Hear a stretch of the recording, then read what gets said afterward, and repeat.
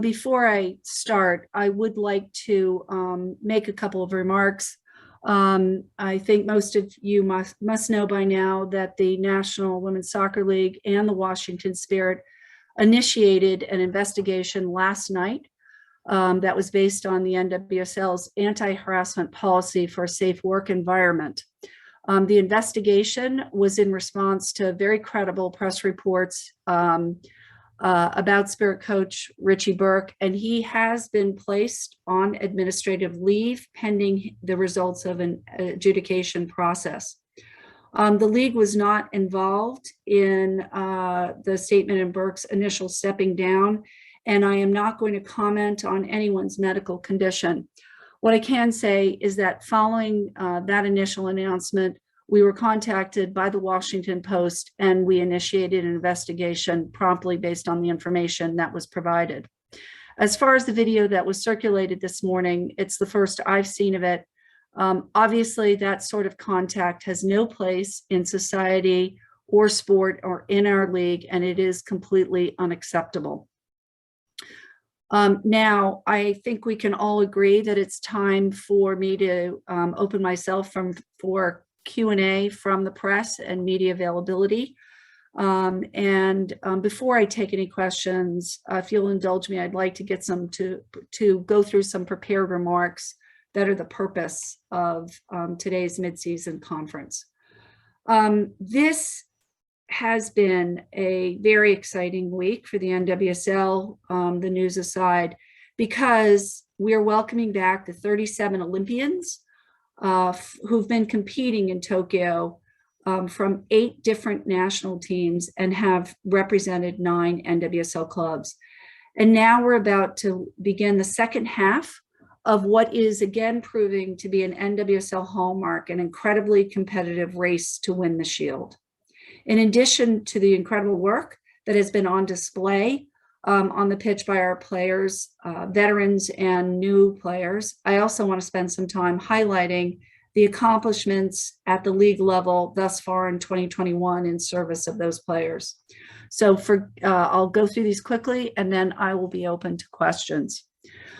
I'd like to think back, 2021 began in much the same way that 2020 ended, with very challenging conditions around the country due to the ongoing pandemic. Our players and clubs have been operating under the full medical protocols and the challenges of COVID-related protocols, and they've been doing it like the absolute professionals that they are. Not a single match has been postponed. So I want to thank the players for their discipline and their diligence to the work of the medical task force. It seems just a short time ago when we kicked off the year with a very successful NWSL draft. It was viewed by more than 700,000 fans on Twitch, and it welcomed the most diverse group of draftees in league history. We committed to CBS and to Twitch that we would independently produce and distribute on their platforms 147 games this year, a significant media investment by league and ownership, and one that we think is critically important. We've already completed 86 individual productions every single game, and overall I'm very proud of the work that our media team has done, and I am mindful that we can do better. Our CBS games, our broadcast games this year, have each averaged more than 400,000 viewers, including the addition and the investment that we made early in the year to add 2 matches on broadcast TV that were not originally scheduled. It's a significant investment from us, but as we move from digital to broadcast, but again, I think it's worth every single penny. Our streaming numbers on both Paramount Plus and Twitch have been incredibly solid. In fact, recent third-party research reports have reported that the NWSL has beat all major sports properties over the last quarter in terms of audience viewing our games, both here in the US and abroad. And we have high aspirations for our digital efforts going forward. The investments are paying off. According to some proprietary fan research that we are just in the process of completing, we've recently sized our national core avid fan base at over 10 million. That's a high watermark. And that research continues to validate that we have one of the most highly sought after audiences in sport, men's sports or women's sports combined. They're highly engaged, they're diverse, and they're young. The momentum we're generating in our fan base and on the field is translating to the commercial sides of the operations. This year, we signed Ally, MasterCard, and Nationwide, and we're working hard to expand our portfolio of sponsors. We have several deals that are coming close to fruition and completion, and we look forward to announcing those new partnerships in the days ahead. Now, ticket sales, we have been operating under attendance restraints, as have other people in the sports arena, and they're getting better. Though again, the COVID pandemic has been hard to navigate because of the local restrictions. And we've been very, very thoughtful and measured in protecting our players. It's made it difficult for our clubs, but we are trending in the right direction. Ticket revenue remains our single largest revenue source. And let me put it simply, we need to see more butts in seats. That is a core strategic priority for our 9-year-old league. Despite the challenges of the last 2 years, I will tell you that total player compensation, which includes base salary, free health insurance, free housing, and other player benefits, is trending in the right direction. In fact, player compensation has more than doubled since 2019, making the average total comp $52,502 in 2021. The average base salary for our players has increased 66% since 2019, and that includes continuance of full pay and benefits during the COVID-shortened 2020 season, when the league and ownership made the decision to compensate players for the full season despite their decision to play or not.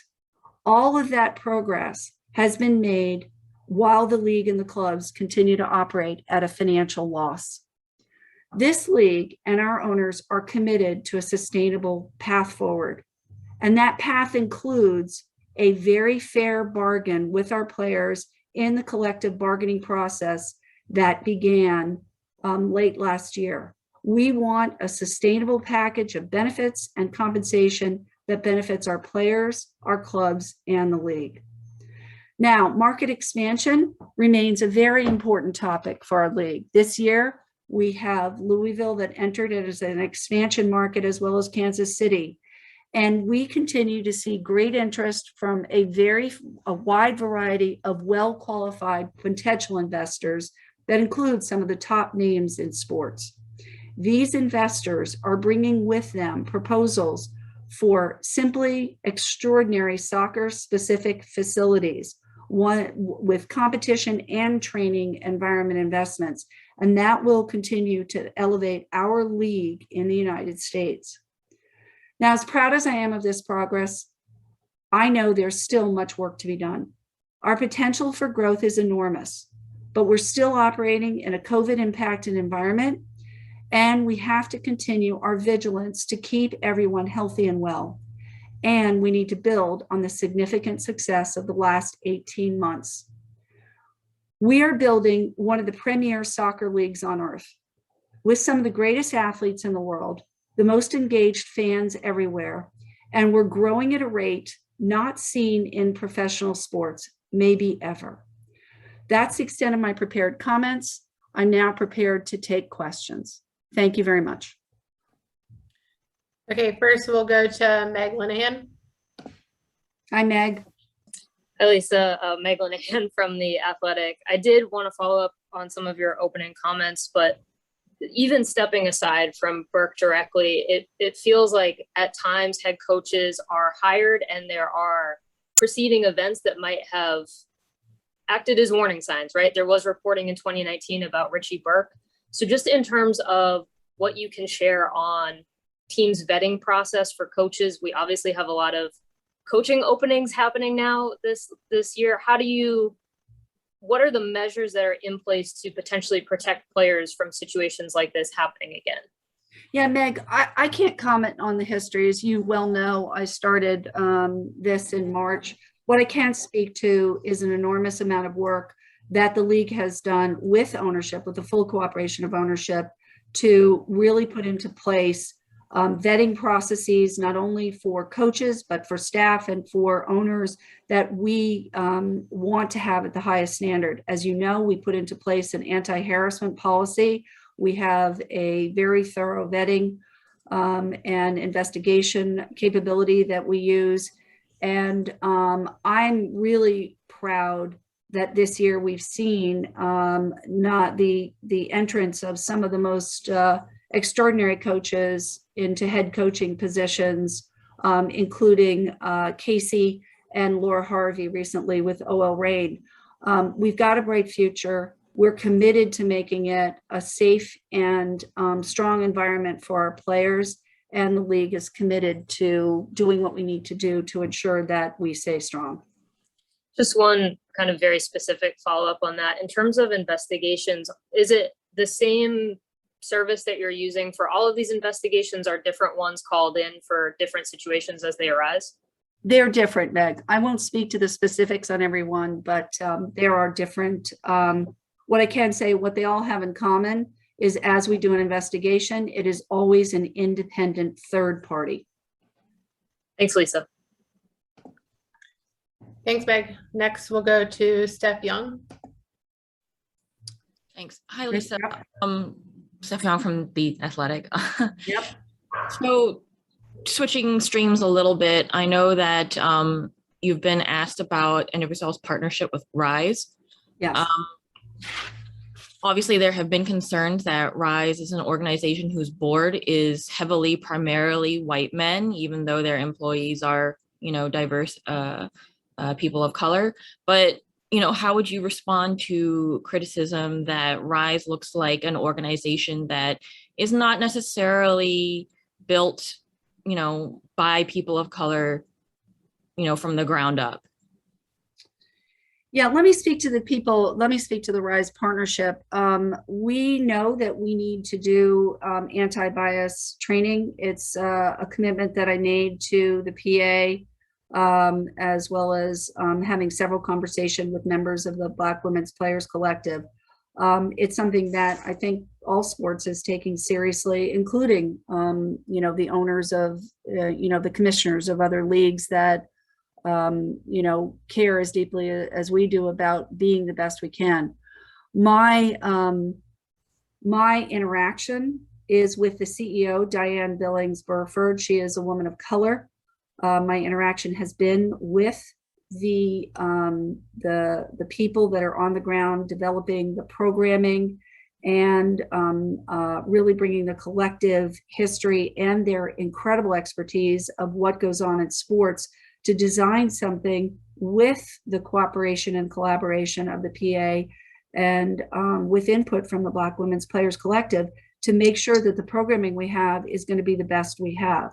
So I've spoken with Diane extensively. In fact, I was just with her last Saturday. She is one of the most respected and influential people with great expertise in this area. And I think they do incredibly important work as a not-for-profit that's dedicated to this. And we're doing right now the surveys and the baseline work that are necessary to make sure that we roll this out. Yes, as quickly as we can, but as thoughtfully as we can because of who we are as a women's soccer league. Just as a quick follow-up, what was the process? I guess I'm asking were there other organizations that you guys were looking at? And yeah, there were. We did. I wouldn't say it was an RFP process, but we did look at other organizations. Mm-hmm. We wanted people with sports experience, the experience in the locker room and on the field with coaches, with staff, with players, and understanding that dynamic is really important in sports. It's not that there aren't many, many good organizations out there. And we talked to some of them that have very good programs for anti-bias. I've been through some of them myself in previous jobs in journalism, for instance, Courageous Conversations being one of them, and we did look at them.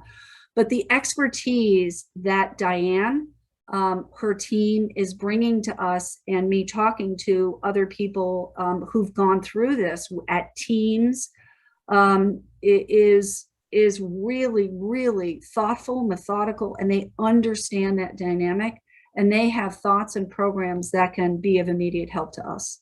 And Lisa, obviously it's the league's final call, but you mentioned collaborating with the Black Women's Players Collective on this. Essentially, what weight was given to their input on the partnership with RISE or any other organization? Well, I mean, their input is, look, I take the players' input and Megan Burke's input on a number of different initiatives, on a whole rise to it. So of course it is. It's like when you talk to someone like Diane, you have someone as thoughtful as the PA director on the phone. Their input is very important. And the programming that we have going into this is, I think, going to make a difference. And I think we're all looking forward to kicking it off and making sure that we can take our league to the next level and be a model for this. Thanks. Thanks, Steph. Next, we'll go to Charles Only. Hi, Lisa. Charles from Backline Soccer.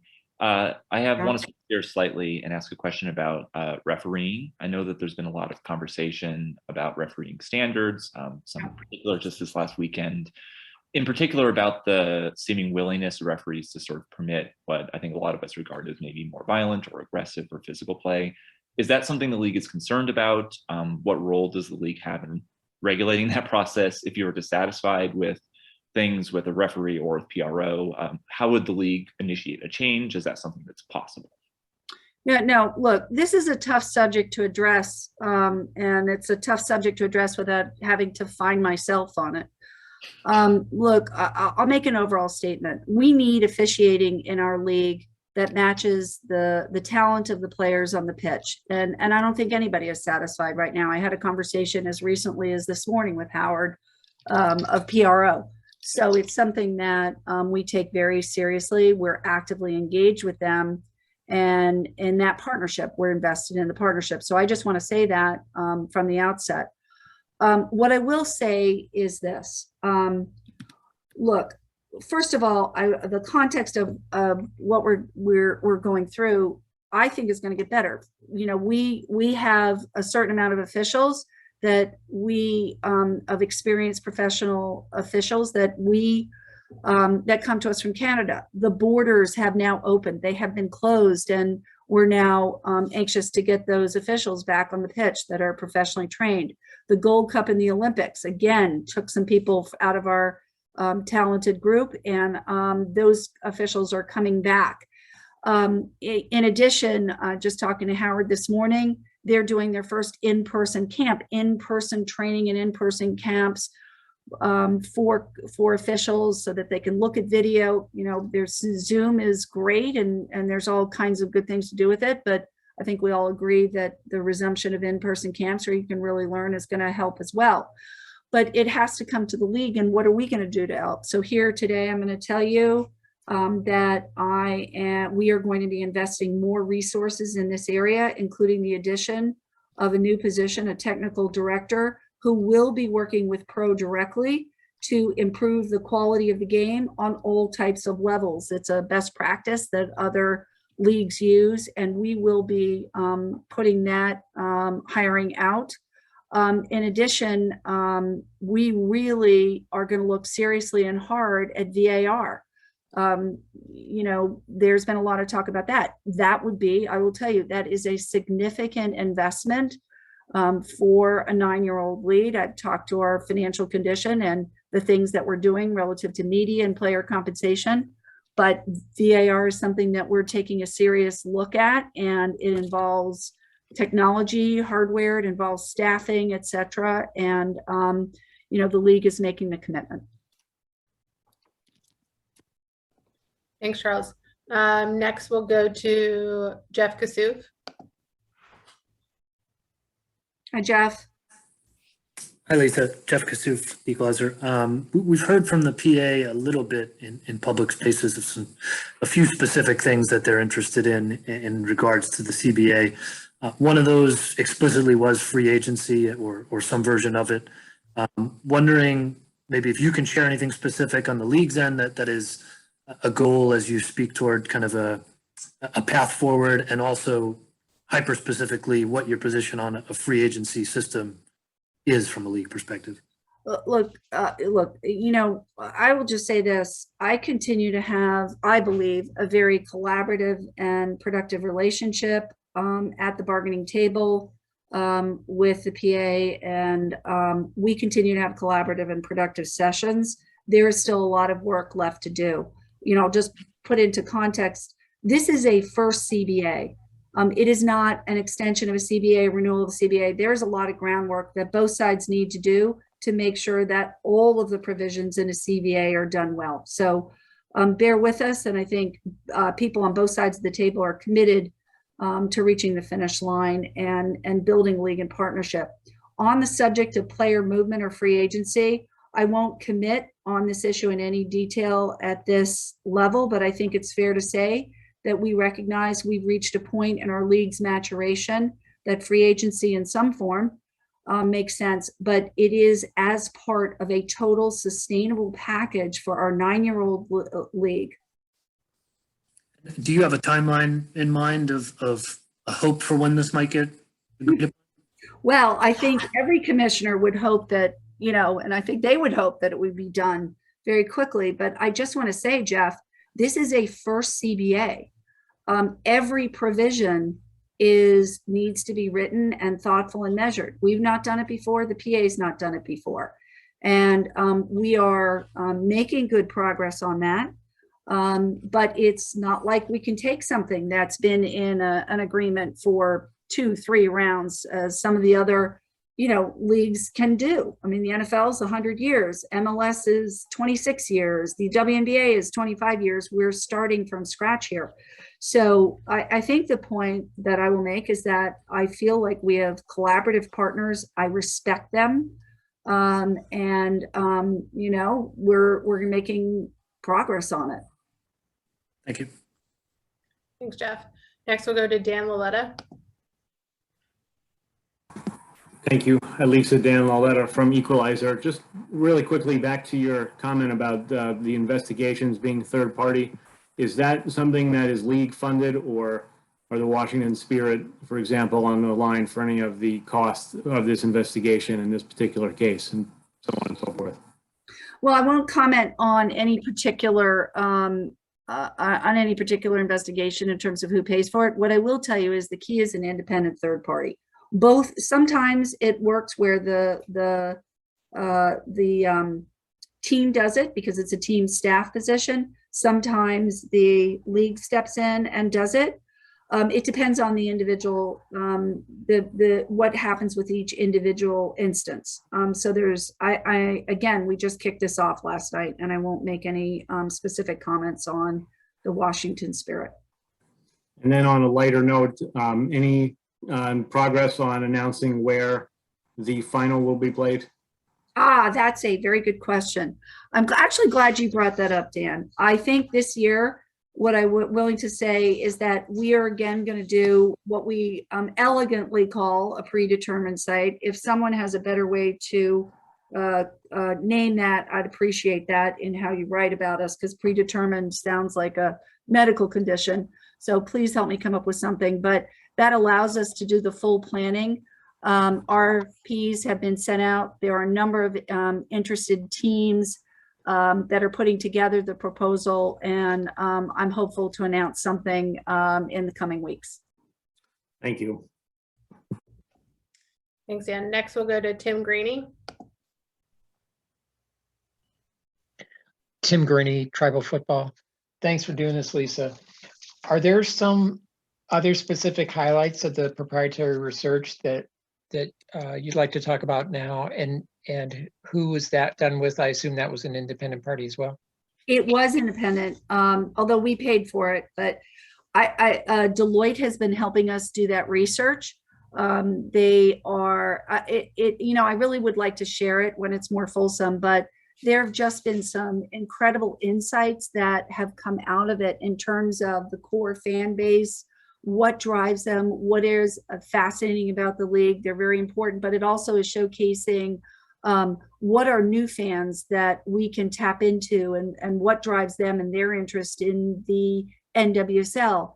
So I'm really excited about it. And, when we have it completed, I'm happy to kind of arrange something where myself and Deloitte share that fully, because I think it's pretty exciting research. And because of the way that research can be done today, we're designing the research so that it's not only a one-time thing, that we'll be able to continue and have the baseline and the changes over time, because growth for us, for our partners, is the key to this league's long-term sustainability in the fan base. FIFA with Deloitte did an excellent study earlier in the year on the global game. Hopefully there might be ways in the future that you can correlate to that research and no, honestly, that's one of the reasons why we looked at them. For those of you, they are incredibly, they have an incredible resource in Europe. They have been doing a lot of work for FIFA and in the European soccer environment. I know them well. They were a sponsor of mine when I was at the U.S. Olympic Committee. So the talent, the rigor, the discipline, the creativity that they have is something that I think we need, and we need to continue to grow our fan base. So yeah, agree with you. Thank you. Next, we'll go to Jason Anderson. Hi, Lisa. This is Jason Anderson from Black and Red United. Thanks for speaking with us today. Hi, Jason. I wanted to ask a question about venues. You and I think the last time we spoke was actually in the fall series at Segra Field, which is a venue that this year you had to, on fairly short notice, had to move a game away from. There have been complaints there. There have also been, you have multiple teams playing on venues that are, converted baseball stadiums with temporary grass on the playing surface. From a league perspective, how important is it for those teams to find a better venue long-term, better resolution for themselves as far as their full-time home stadium? Yeah, let me comment on Segra. That was something that a decision that was made, by the league, but it had the full, cooperation of the Spirit, as well as, me speaking with DC United. I've developed a relationship with them, and I'm very pleased to say that while we couldn't play that game, they have made the improvements to the field, and they were very open. And what I am really excited about is the ability for us to have that, but also to be able to be having the Spirit players play in that stadium and in that training facilities. I've not yet seen it myself, but I understand the training facilities are incredibly at the top of the game. Look, long term, of course, it's our hope to be playing in the best stadiums in the world. It's going to take us, it's taking progress to get there. It's not an excuse, but we're a 9-year-old league. And when I look at the amount of dedication that all our teams have to pulling together the best resources that we have, stadium, training, staffing, we're on a growth trajectory, and we're on an improvement trajectory. I'm looking forward to welcoming San Diego and Angel City into the league next year. And I'm very confident that both of them will be additive to league and working with current teams to increase it. And I think, we have 2 new owners in our league in Houston and Orlando. I've been in contact with both new owners and spent some time with them. Even when I was there at Houston, they had just laid down an immense investment in new surface and turf, and I think that Orlando will probably hear some exciting things. So it is happening across all the league, and it needs to happen. So I'm fairly confident that in terms of stadium facilities, we will have across the board the right facilities for all our teams long term. Thanks, Lisa. Next, we'll go to Har. Hi, this is Har in Vancouver with Equalizer Soccer. Thank you very much for taking the time to speak with us this morning. A lot of the Canadian gold medal winners have been talking about getting a league in Canada or maybe an NWSL team up here. Are there any plans to expand to Canada in the next year or two? I think, look, we've been dealing with like some tough subjects, and you guys are a professional group. You're asking me the tough questions, but I always love these questions. And I love seeing on social media the excitement from fans in the US and in Canada about potentially bringing an expansion market. One piece of good news is the border's open. So that bodes well for something in Canada. It's a joke, but not. I've heard from, fans in Vancouver and in Toronto and other places that they'd love to have a team. And it's certainly something that I and the ownership will seriously consider as we finalize our expansion plans. What needs to happen in order for that to get rolling? Is it investors? Is it facilities? Is it roster rules? It's all the above and more. Here's the kind of quick, I guess, formula. First of all, it starts with great ownership, and ownership that is invested in the long-term ownership of the game. And, I spent time with Ted Siegel and the Wilfs, as, with the team in San Diego, obviously with Angel City, Angie and Chris Long. These are all people that have literally just come in our league in the last 8 to 9 months. And I will tell you, Tool One, they're looking at this as long-term investors, long-term owners. They're bringing their families in. Having spent time in the NFL, the NFL is something that I'm very envious of. They bring children of owners into a 2-year internship, rotating internship in the league, so that they learn the league and stuff like that. And I can tell you, all these owners are really investing heavily, along with our existing owners like Merritt Paulson, et cetera. But I think that along with ownership has to come a stadium solution. So we're lucky enough to have a good collaborative relationship with MLS. I talk to Don Garber frequently.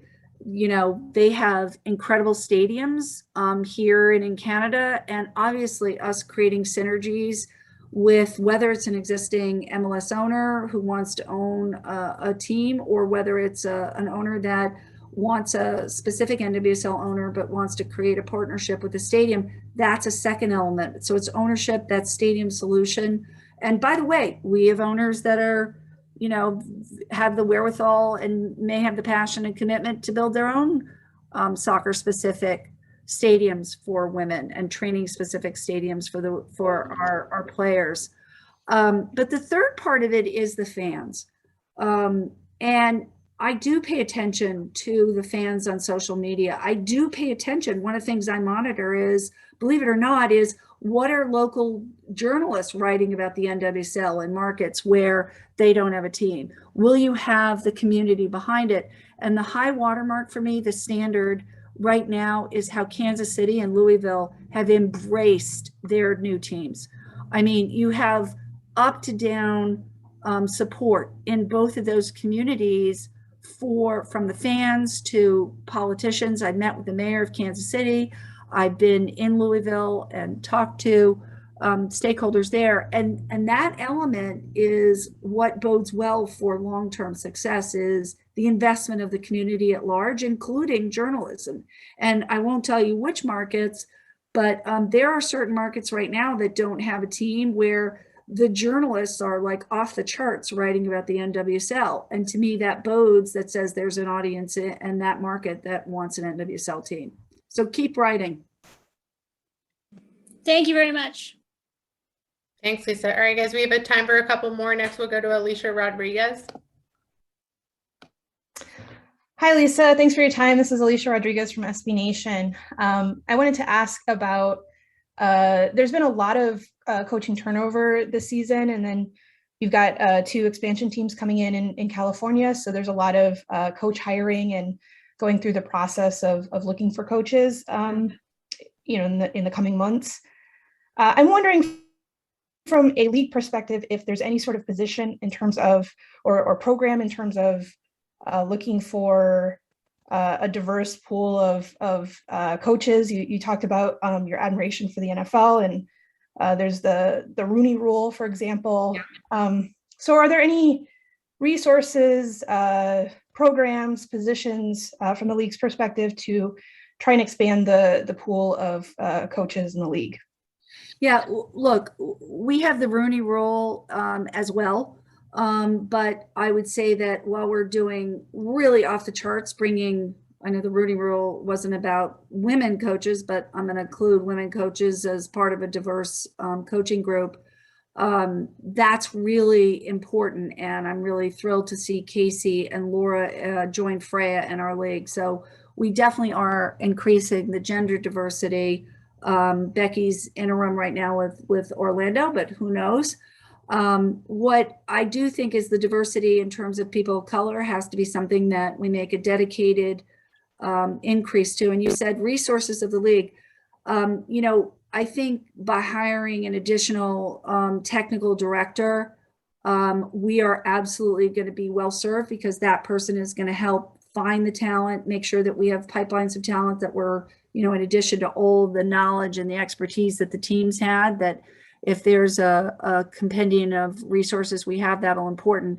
But I think one of the most important initiatives that we've done is we've undertaken a research project, or a diversity measurement project, I guess is the most way to describe it, with an organization called Tides that does diversity measurement. And again, it's an independent third party. I've worked with Richard before in other leagues, and he's doing that baseline analysis right now of all the staffing, including coaching at the team.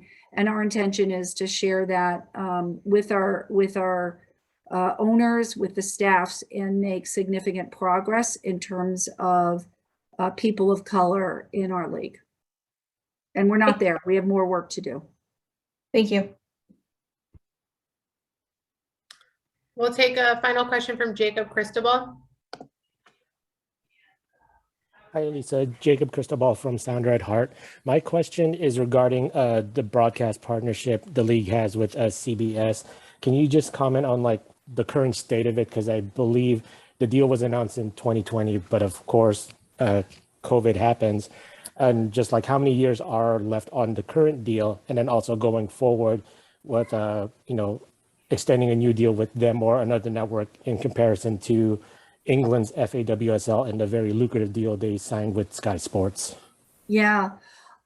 Look, I will tell you, I was with, not to drop names, that sounds terrible. It sounds terrible, so forgive me, but it was just happenstance that I saw Sean McManus and David Burson on Saturday night. They're both very pleased with our partnership in CBS. We have, I think, 3 years left on that contract. And they're very pleased, and I'm very pleased to see them so active in soccer, in addition to what they're doing with us. I won't comment on the long term, because right now our efforts are making sure that we get as much of the CBS broadcast coverage as we can invest in, that we are continuing to build our streaming audience and build our fan base in streaming, because long term, that's quite a strategic asset for us. Regarding Twitch and our digital capability, I'm actually really think that that's a bright spot for us, because our international audience, despite the fact that it's on at very tough times for international fans, and I think the US journalists just got a sense of what that is like, waking up at 3 a.m. and 4 a.m. to watch parts of the Olympic tournament. But that audience on Twitch is growing quite dramatically, and digital is a future. We're too early to comment on media rights, but I'm very bullish on what that could mean in the future. But right now, the work that has to be done very specifically is to build the audience.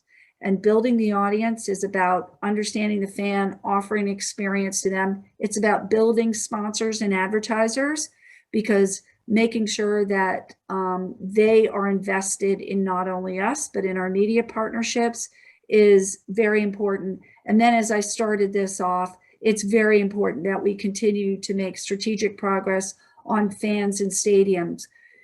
Seeing full stadiums, and again, no one could be more eager than me to see COVID recede so that we can operate without the restrictions, that we continue to do so to protect everybody. But fans and seats make that TV experience, the live experience, really come alive for players. I think it's really hard, even though I'm incredibly proud of our players here at home, and certainly all of our players who played in the Olympic tournament, that they played in front of empty seats. It's really exciting to see fans, and it makes for a better audience. So focus is on the short term so that we have a long-term healthy future with our rights. Thank you. All right. Thanks, Lisa. Thanks, everyone. Lisa, any closing remarks? No, listen, thank you all. I think we're going to continue to make progress in our league. There will be more news coming up, hopefully in the next 3 to 4 weeks. You know where to reach Kirsten Brierly and Mark Jones on any specific questions and comments. I'd urge you to do that. And thanks for your time today. Thanks, everyone.